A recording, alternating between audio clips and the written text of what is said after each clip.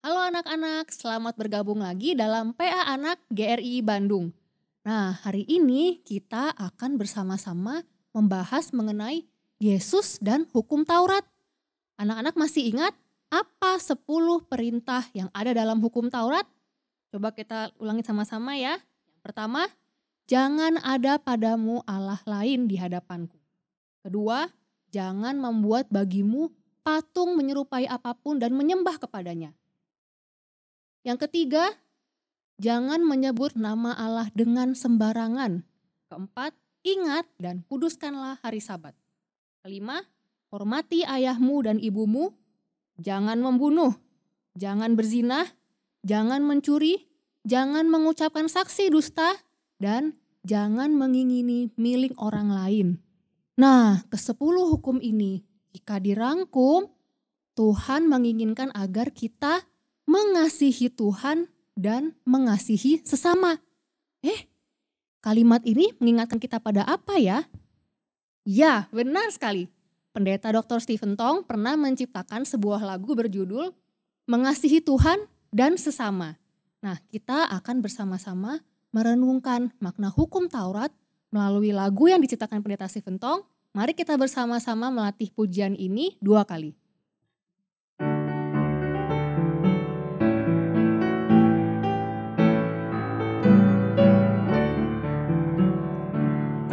Mengasihi Tuhan dan sesamaku mulai sekarang. Ku mengasihi Tuhan dan sesamaku selama-lamanya. Yesus disalib mati bagiku, hapuskan segala dosaku dan jadi anak Bapa surgawi. Ku mengasihinya selamanya. Ku mengasihi Tuhan dan sesamaku mulai sekarang. Ku mengasihi Tuhan dan sesamaku selama-lamanya. Ku mengasihi Tuhan dan sesamaku mulai sekarang. Ku mengasihi Tuhan dan sesamaku selama-lamanya. Yesus disalib mati bagiku, hapuskan segala dosaku dan jadi anak Bapa surgawi. Ku mengasihinya selamanya. Ku mengasihi Tuhan dan sesamaku mulai sekarang. Ku mengasihi Tuhan dan sesamaku selama-lamanya. Mengasihi Tuhan dan mengasihi sesama. Itulah hal yang Tuhan kehendaki untuk kita laksanakan sebagai umat-Nya. Nah, anak-anak, kita akan mempersiapkan hati kita untuk menerima firman Tuhan.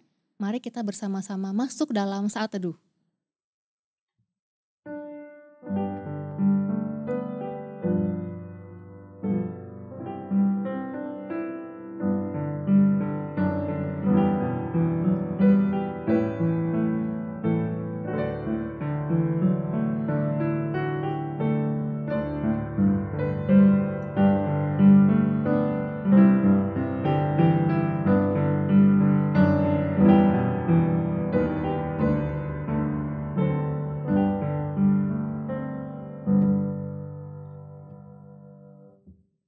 Tuhan, kami mau bersyukur karena dari kecil kami boleh diisi dengan kebenaran firman Tuhan.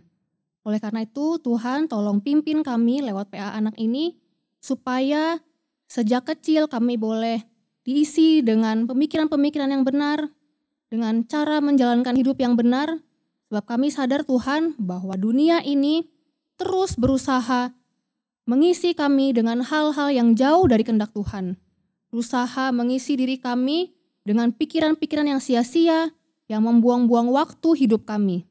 Oleh karena itu Tuhan, selama kami masih kecil, selama kami masih muda, Tolong ajarkan kami akan kebenaran Tuhan, sehingga umur-umur kami yang akan kami jalani boleh diisi dengan hal yang berharga.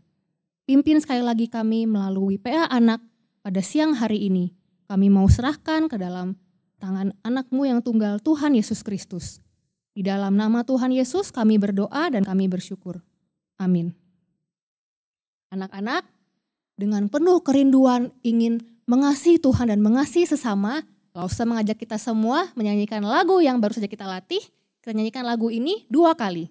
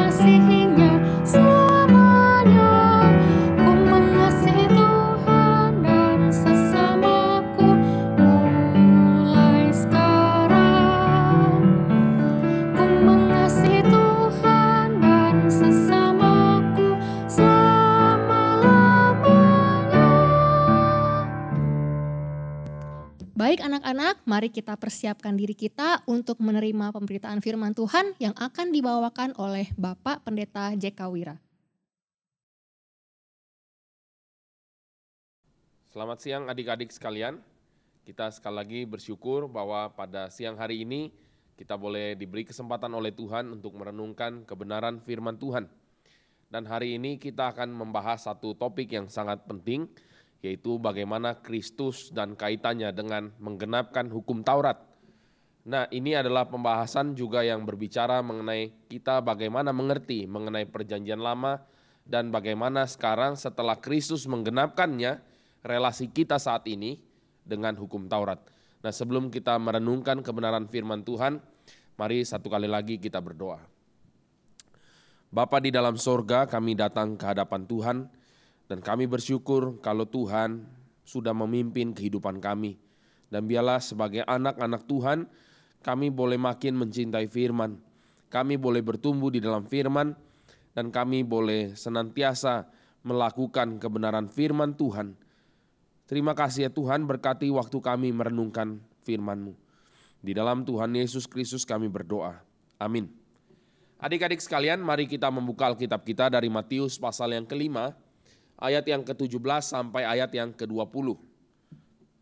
Kita membuka Alkitab kita dari Matius pasal 5, ayat yang ke-17 sampai ayat yang ke-20. Ayat 17 Pak Jack bacakan buat adik-adik sekalian. Janganlah kamu menyangka bahwa aku datang untuk meniadakan hukum Taurat atau kitab para nabi. Aku datang bukan untuk meniadakannya, melainkan untuk menggenapinya. Karena aku berkata kepadamu, sesungguhnya selama belum lenyap langit dan bumi ini, satu iota atau satu titik pun tidak akan ditiadakan dari hukum Taurat sebelum semuanya terjadi. Karena itu, siapa yang meniadakan salah satu perintah hukum Taurat, sekalipun yang paling kecil, dan mengajarkannya demikian kepada orang lain, ia akan menduduki tempat yang paling rendah di dalam kerajaan surga. Tapi siapa yang melakukan dan mengajarkan segala perintah-perintah hukum Taurat, ia akan menduduki tempat yang tinggi di dalam kerajaan surga. Maka aku berkata kepadamu, jika hidup keagamaanmu tidak lebih benar daripada hidup keagamaan ahli-ahli Taurat dan orang-orang Farisi, sesungguhnya kamu tidak akan masuk ke dalam kerajaan surga. Adik-adik sekalian, kita mengingat bahwa rangkaian khotbah di bukit itu adalah satu gambaran atau satu bagian yang membuat kita ingat mengenai 10 perintah Tuhan di dalam kitab Keluaran.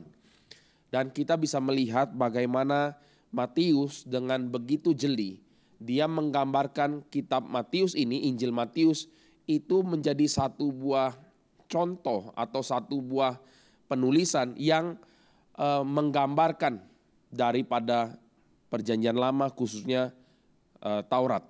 Nah, oleh sebab itu adik-adik sekalian, ini adalah satu bagian yang penting untuk kita sekali lagi ingat.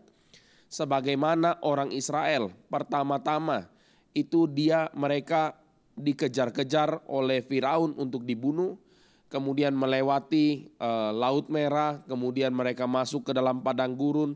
Di padang gurun mereka 40 tahun lamanya mutar-mutar di padang gurun, kemudian mereka perlahan-lahan itu di dalam satu kesempatan mereka boleh menerima Taurat dari Tuhan juga di padang gurun itu, dan mereka akhirnya masuk ke dalam tanah perjanjian, tanah Kanaan.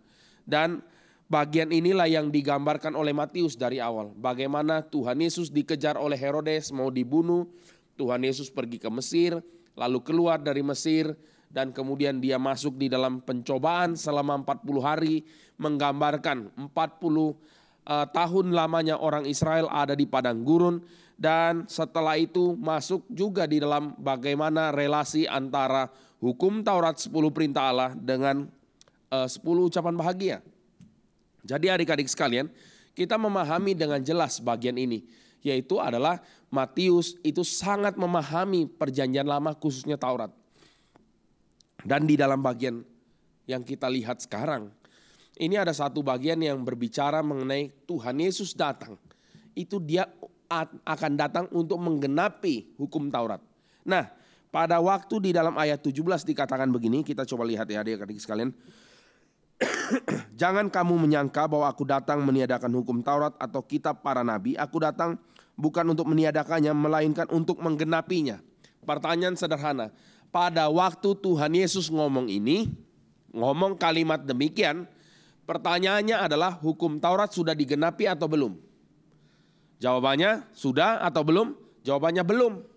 Tetapi waktu Kristus datang, dia sedang akan menggenapi daripada hukum Taurat.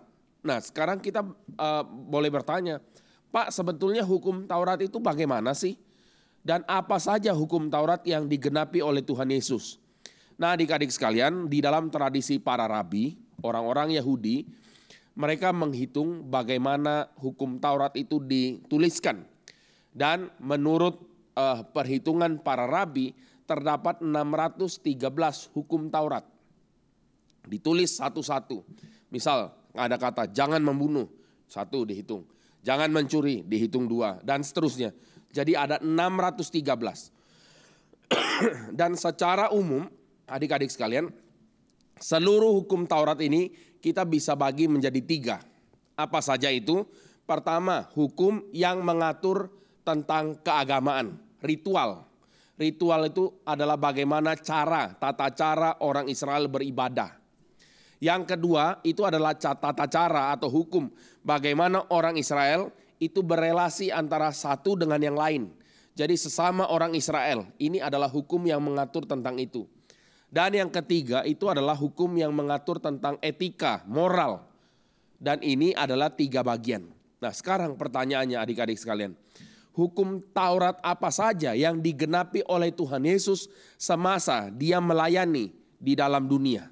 Nah, ini yang kita harus memahami adik-adik ya.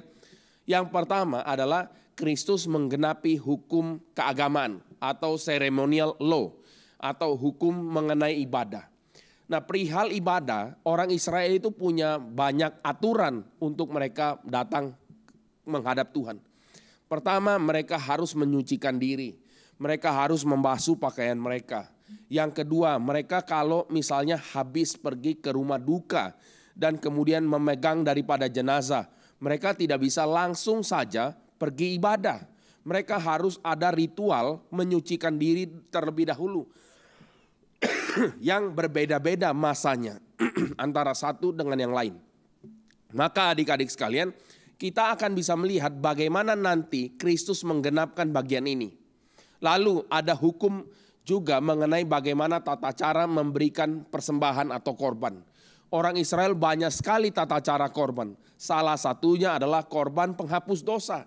Dan bahkan imam besar saja atau para imam yang mempersembahkan korban bakaran atau korban penghapus dosa, mereka juga perlu menyucikan diri mereka terlebih dahulu sebelum mewakili orang Israel untuk datang dan diampuni oleh Tuhan melalui korban penghapus dosa.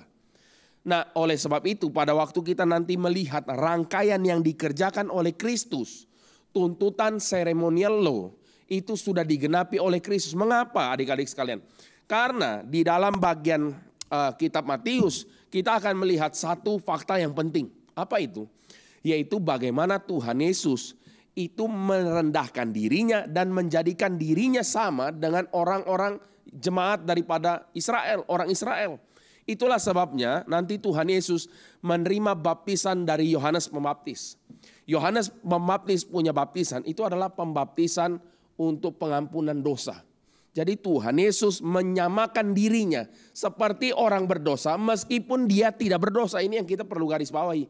Dan oleh sebab itu Kristuslah yang kemudian akan memenuhi seluruh tuntutan hukum Taurat. Salah satunya adalah korban penghapus dosa. Kenapa?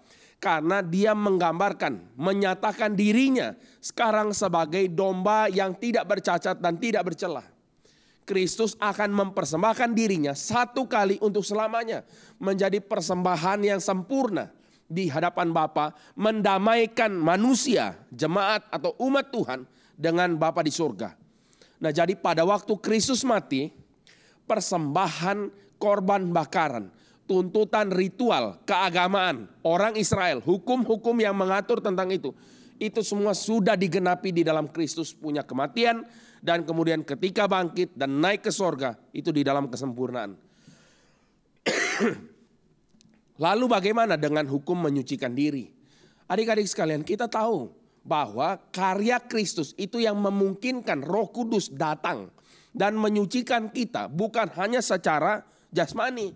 Kalau jasmani itu kalau kita pergi main hujan, kalau kita pergi main bola kaki di tengah hujan, itu pulang kan penuh dengan lumpur, sangat kotor.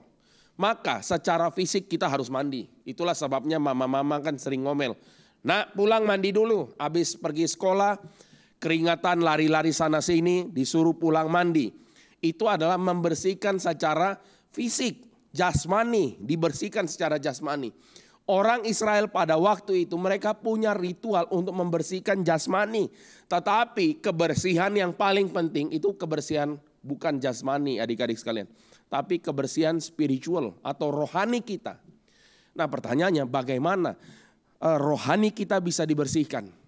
Kalau membersihkan bagian luar kita bisa pakai sabun, sampo. Tapi membersihkan bagian dalam rohani kita bagaimana caranya? Kita harus bersyukur adik-adik sekalian karena kematian dan kebangkitan dan kenaikan Kristus lalu di dalam kuasanya Roh Kudus datang turun dan itulah karya yang menyucikan kita hari ini sebagai umat Tuhan. Nah, ini bagian yang penting karena sekarang kita sudah di dalam Kristus dan kita sudah menjadi milik Kristus karena pengorbanan Kristus sempurna, maka hari ini kita sudah dibersihkan dan dikuduskan. Ini bagian yang penting. Oleh sebab itu hari ini kita tidak perlu lagi datang ke hadapan Tuhan dengan membawa domba untuk dikorbankan. Kita tidak perlu lagi melakukan ritual-ritual penyucian, pembersihan sebagaimana yang dituntut oleh orang Israel pada waktu itu. Mereka kalau sembarangan datang ibadah, mereka akan dihukum mati. Tentu bukan berarti datang ke gereja waktu beribadah kita boleh seenaknya, bukan begitu adik-adik ya. Tentu kita juga harus mandi, kita juga harus pakai pakaian yang bersih, pakai pakaian yang baik, yang sopan. Nah ini adalah bagaimana kita mencerminkan hati yang bersih dengan apa yang kita hidupi secara fisik juga bersih. Nah ini bagian yang pertama. Kita bisa melihat hukum keagamaan, hukum seremonial, hukum yang mengatur mengenai ritual.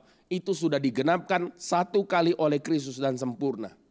Termasuk nanti persembahan, perpuluhan dan seterusnya. Nah sekarang hukum yang kedua yaitu adalah hukum sipil. Atau hukum yang mengatur tata cara satu orang dengan yang lain. Ini masih berlanjut enggak Pak? Jawabannya sudah tidak berlanjut, tidak ada continuity. Kenapa adik-adik sekalian? Karena hukum sipil itu diberikan secara khusus untuk orang Israel pada masa itu. Bahkan orang Israel hari ini mereka sudah tidak lagi menggunakan tuntutan hukum sipil seperti yang ada di dalam hukum Taurat. Di dalam hukum Taurat itu kedapatan orang yang berzina dihukum mati. Hari ini orang yang kedapatan berzina tidak dihukum mati. Itu perbedaannya adik-adik sekalian. Orang yang membunuh hari ini tidak langsung dibunuh. Mereka akan dipenjara. Jadi kita akan melihat bahwa hukum sipil itu sudah tidak berlaku ketika Israel sudah tidak di dalam bentuk kerajaan seperti yang ada di dalam perjanjian lama. Sudah tidak berlaku ketika bait Allah hancur. Sudah tidak berlaku ketika sistem keagamaan orang Israel itu sudah discontinue. Maka hukum sipil itu tidak berlaku lagi. Dan Kristus menggenapkan hukum ini tidak? Ya, dia menggenapkan hukum ini. Karena pada waktu Kristus hadir di dalam dunia, orang Israel masih menerapkan sistem hukum sipil. Makanya kita bisa lihat Tuhan Yesus dijebak dengan pertanyaan-pertanyaan. Rabi atau guru, ini kami kedapatan seorang perempuan yang berzina. Menurut hukum Taurat dia harus dilempari batu. Bagaimana tanggapanmu? Nah ini kan kita mungkin pernah dengar cerita seperti ini adik-adik sekalian. Maka di dalam keadaan seperti itu Tuhan Yesus itu menyatakan otoritasnya. Dan otoritas yang Kristus miliki itu menyatakan bahwa mereka orang-orang Farisi, orang-orang ahli Taurat itu orang-orang munafik loh. Orang-orang yang hanya mencoba memahami satu bagian firman Tuhan tetapi tanpa kasih. Oh ini bahaya adik-adik sekalian. Maka Tuhan Yesus mengatakan sesuatu untuk membongkar mereka punya kemunafikan. Apa itu? Tuhan Yesus bilang begini, oke, barang siapa yang tidak berdosa di antara kamu lempar dia duluan. Maka orang-orang yang tua pergi lebih dulu. Kenapa? Karena mereka tahu mereka banyak dosanya loh. Pelan-pelan pergi sampai habis, sepi, sudah tidak ada. Maka Tuhan Yesus berkata kepada perempuan itu, orang-orang itu sudah pergi, tidak ada yang melempari kamu dengan batu, aku pun tidak. Jangan buat dosa lagi. Nah kita bisa lihat adik-adik sekalian, bahwa Kristus di dalam bagian ini, dia mengkritik bagaimana orang Farisi menerapkan hukum sipil. Yang kedua, di dalam hukum sipil ya, orang Israel hari itu kalau bekerja mereka akan dihukum mati. Hari Sabat tidak bisa kerja. Yang kedapatan kerja harus dilenyapkan. Tetapi waktu murid-murid Tuhan Yesus mengambil gandum makanan pada hari Sabat, apakah mereka layak dihukum mati? Ya, menurut pandangan orang Farisi. Maka orang-orang Farisi lagi-lagi datang ya, dan mereka bilang begini kepada Tuhan Yesus. Mereka bilang, Rabi, murid-muridmu itu menuai atau mengambil gandum pada hari Sabat.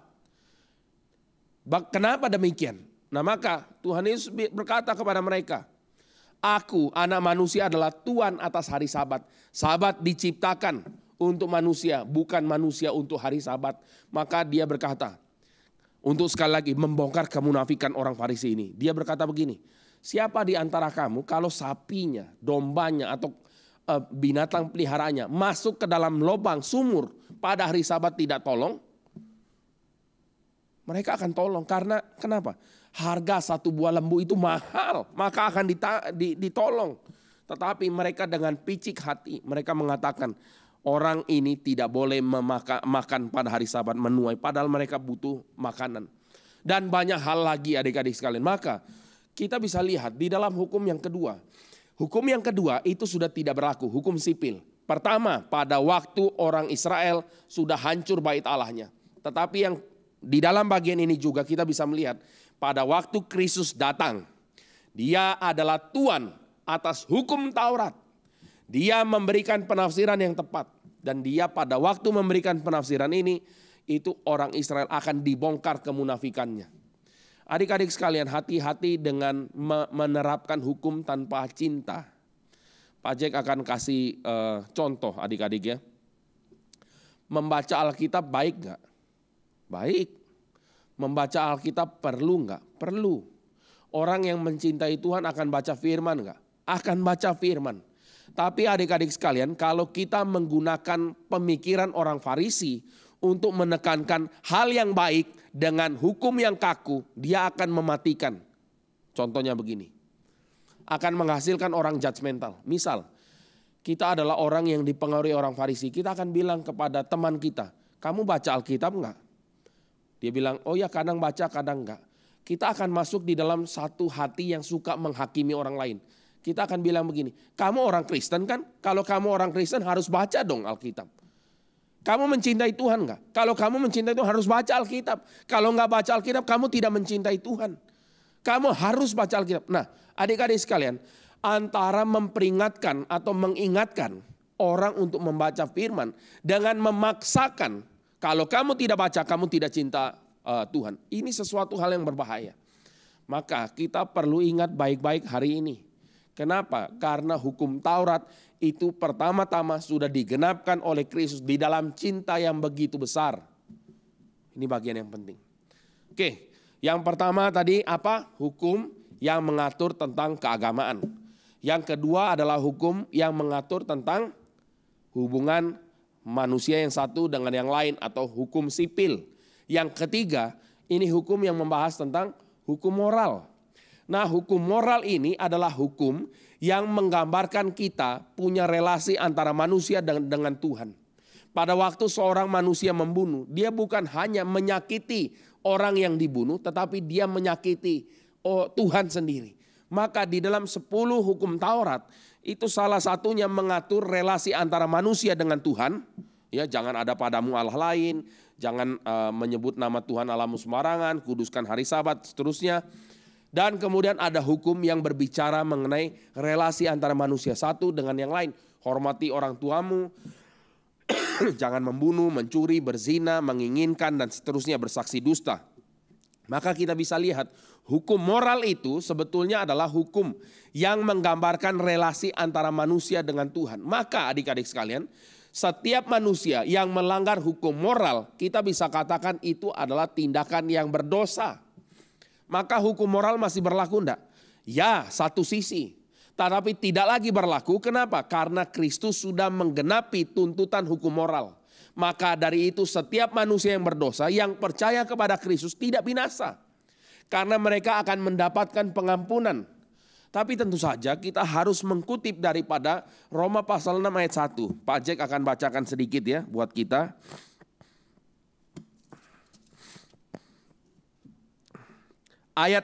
Pasal 6 ayat 1 Roma.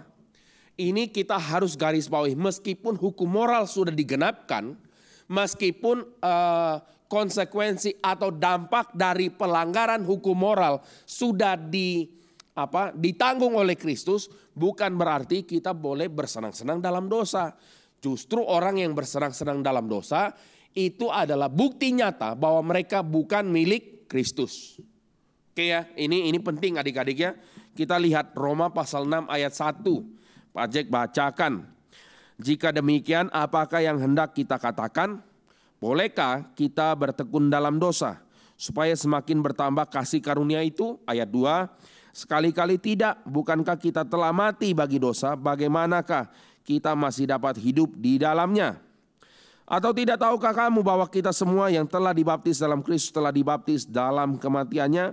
Dengan demikian kita telah dikuburkan bersama dengan Dia oleh baptisan dalam kematian, supaya sama seperti Kristus telah dibangkitkan dari antara orang mati oleh kemuliaan Bapa, demikian juga kita akan hidup dalam hidup yang baru. Nah adik-adik sekalian, kita bisa lihat bahwa tuntutan hukum moral sudah digenapkan juga oleh Kristus.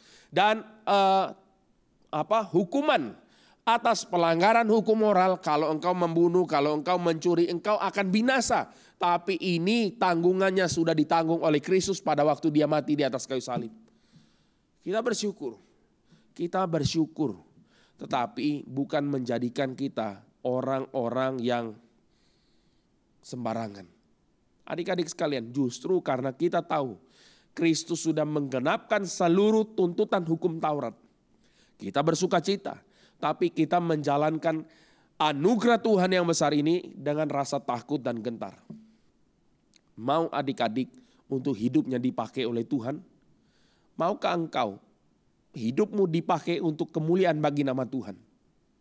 Mau? Ini adalah respon yang penting dan yang benar di hadapan Tuhan. Adik-adik sekalian, Pak Jack akan lanjutkan lagi. Jadi kita tahu bahwa Tuhan Yesus datang tidak meniadakan hukum Taurat, justru menggenapinya. Kristus bilang, selama langit dan bumi ada, hukum Taurat itu tidak ada satupun yang diabaikan. Bahkan huruf yang paling kecil di dalam bahasa Greek itu iota, itu yang paling kecil, hurufnya ya paling kecil. Dan di dalam huruf bahasa Ibrani itu yod yang paling kecil. Jadi satu titik saja itu tidak bisa diubah. Pak Jack akan bacakan dari Matius 5 ayat 18. Karena aku berkata kepadamu, sesungguhnya selama belum lenyap langit bumi ini, satu iota atau satu titik pun tidak akan ditiadakan dari hukum Taurat sebelum semuanya terjadi. Sekarang kita bertanya, semuanya sudah digenapkan belum? Sudah, di dalam Kristus. Kita bersyukur akan hal ini adik-adik sekalian. Ayat 19, karena itu siapa yang meniadakan salah satu perintah hukum Taurat, sekalipun yang paling kecil, dan mengajarkan demikian kepada orang lain, ia akan menduduki tempat paling rendah di dalam kerajaan sorga. Tapi yang melakukan dan mengajarkan segala perintah hukum Taurat, ia akan menduduki tempat yang tinggi dalam kerajaan surga. Adik-adik sekalian, pertanyaan penting. Orang Farisi, bukankah mereka ahli di dalam melakukan hukum Taurat? Orang-orang ahli-ahli Taurat, bukankah mereka memang mempelajari Taurat Tuhan? Tetapi pertanyaannya, kenapa ya Tuhan Yesus selalu saja memarahi orang Farisi dan ahli Taurat? Kenapa? Bahkan nanti kalau kita lihat di dalam bagian akhir kitab Matius, Tuhan Yesus mengatakan banyak sekali kalimat, celakalah kamu orang-orang Farisi dan ahli Taurat. Kenapa? Karena kamu seperti kuburan yang rapi di atas, tapi dalamnya busuk. Dia mengatakan, celakalah kamu orang Farisi ahli Taurat. Karena kamu rela pergi melintasi samudera untuk mempertobatkan satu orang, tetapi setelah engkau dapatkan orang itu, engkau jadikan lebih jahat. Pertanyaannya, kok bisa adik-adik ya? Kenapa ada yang seperti ini? Jawabannya gimana? Jawabannya adalah karena orang Farisi itu pada waktu melakukan hukum itu bukan dilakukan di dalam Kristus. Ini penting. Pada waktu menerapkan hukum Taurat, orang-orang Farisi dan ahli Taurat tidak mengerti Kristus, makanya menerapkan hukum Taurat secara kaku dan menghasilkan kematian bagi orang yang mengikuti mereka. Adik-adik tahu istilah legalistik. Legalistik itu adalah orang yang yang hanya hidup berdasarkan aturan, legalis. Tapi kalau sudah namanya legalis, itu menuhankan hukum. Ini celaka adik-adik sekalian. Tuhan di atas hukum Taurat. Bukan berarti Tuhan melanggar hukum Taurat. Tetapi yang dilakukan oleh orang-orang Farisi dan ahli Taurat menjadikan hukum lebih daripada Tuhan. Sehingga mereka lupa bahwa ada yang namanya cinta. Ada namanya pengampunan, ada yang namanya belas kasihan. Oleh sebab itu Tuhan Yesus pada waktu kritik orang Farisi dia bilang apa? Yang satu kamu kerjakan tapi yang lain tidak boleh kamu abaikan. Apa itu? Yaitu belas kasihan dan cinta, itu yang diminta oleh Tuhan. Hari ini banyak sekali orang-orang yang dengan keras menekan dengan hukum tanpa cinta, itu akan merusak dan menghancurkan. Sekarang kita lihat satu bagian terakhir ayat 20. Maka aku berkata kepadamu, jika hidup keagamanmu tidak lebih benar daripada hidup keagamaan ahli Taurat dan orang-orang Farisi, sungguhnya kamu tidak akan masuk ke dalam kerajaan sorga. Tidak lebih benar dari orang Farisi. Nah, ini adalah bagian yang memperingatkan kita bahwa kita harus hidup dengan gentar di hadapan Tuhan. Mengapa adik-adik? Karena sebetulnya dari kacamata orang Israel hari itu di dalam zaman Tuhan Yesus, orang Farisi dan ahli Taurat itu adalah pemuka agama. Itu seperti pendeta, hamba-hamba Tuhan. Orang-orang yang dipandang sebagai orang yang saleh, orang yang baik. Tetapi mereka tidak paham kemunafikan orang-orang Farisi dan ahli Taurat. Dan Tuhan Yesus bilang, kalau hidup keagamaan tidak lebih baik dari mereka, kamu tidak akan masuk ke dalam kerajaan sorga. Pertanyaannya, orang Farisi dan ahli Taurat masuk ke dalam kerajaan sorga enggak? Jawabannya tidak, karena mereka tidak kenal Kristus. Maka kita bisa lebih baik daripada orang Farisi dan ahli Taurat. Caranya bagaimana adik-adik sekalian? Caranya cuma satu, menghidupi Kristus dalam hidupmu. Apa artinya menghidupi Kristus dalam hidupmu? Itu artinya kita di dalam kehidupan secara sadar melihat hanya kepada Kristus. Dan kemudian sebagaimana Kristus merendahkan diri, kita juga merendahkan diri. Sebagaimana Kristus dengan setia dan taat melakukan kehendak Bapa. Pertanyaan lagi, apa sih kehendak Bapa? Adik-adik lihat lagi di dalam Matius pasal 5 ayat 1 sampai 12. Ada 10 ucapan bahagia. Kehendak Bapa untuk kita hidup miskin di hadapan Dia. Kehendak Bapa untuk kita lemah lembut. Kita haus dan lapar akan kebenaran. Kita menghidupi kebenaran dan bahkan dianiaya oleh sebab nama Kristus. Itu yang dikehendaki oleh Bapa di sorga. Nah, maka adik-adik sekalian, di dalam satu hidup kita boleh melihat hanya kepada Kristus yang merendahkan diri, yang taat sampai mati melakukan kehendak Bapa di sorga. Itu adalah anugerah yang besar yang diberikan oleh Tuhan Yesus kepada kita.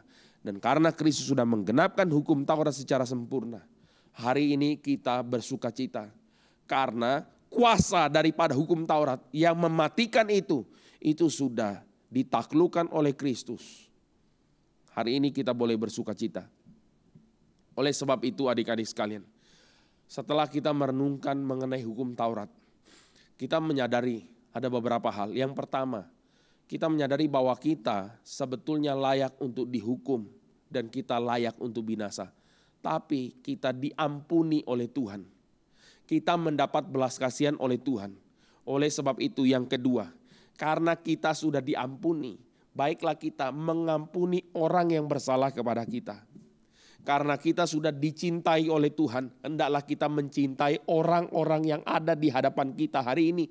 Meskipun mereka mungkin menjengkelkan engkau, meskipun engkau mungkin hatinya dilukai, tapi cintailah mereka karena kita dicintai Tuhan waktu kita masih jadi musuh Allah. Kita juga belajar rendah hati. Kenapa? Karena kita punya Allah yang merendahkan diri menjadi manusia, bahkan mati sampai di atas kayu salib. Kita boleh belajar bagian ini. Dan biarlah adik-adik, sekali lagi Pak Jack berharap kita semua boleh terus bertumbuh. Dan kita boleh terus dipakai Tuhan menjadi alat kemuliaan bagi nama Tuhan.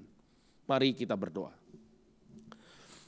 Bapa di dalam sorga, sekali lagi kami bersyukur pada siang hari ini kami boleh merenungkan bagian firman Tuhan. Ajar kami memiliki hati yang lembut untuk kami boleh mencintai orang-orang yang ada di sekitar kami, mengasihi mereka, meskipun mereka mungkin melukai kami. Kami berdoa biarlah kekuatan daripada Tuhan itu hadir dalam hidup kami. Kami berdoa juga ya Tuhan, biarlah kami boleh makin rendah hati, kami boleh makin dipakai Tuhan sebagai anak-anak Tuhan dimanapun Tuhan menempatkan kami. Inilah doa dan permohonan kami ya Bapa. Dengar doa kami di dalam nama Tuhan Yesus Kristus kami berdoa. Amin. Anak-anak, siapa yang merasa, wah sayang sekali ya, harusnya PA anak hari ini didengar sama teman saya. Saya mau ajak teman-teman saya. Nah anak-anak, minggu depan kita dapat kesempatan satu kali lagi untuk mengajak teman-teman kita mendengarkan PA anak. Tema minggu depan apa ya? Minggu depan kita akan kembali melanjutkan salah satu bagian dari hukum Taurat, yaitu perintah jangan membunuh. Anak-anak jangan lewatkan dan jangan lupa ajak teman-teman kita supaya berkat yang kita terima tidak berhenti di dalam diri kita, tapi boleh disebarkan ke lebih banyak orang. Nah, untuk menutup PA Anak hari ini, kita akan kembali menyanyikan lagu yang tadi kita nyanyikan, Mengasihi Tuhan dan Sesama. Kita nyanyikan lagu ini 2 kali.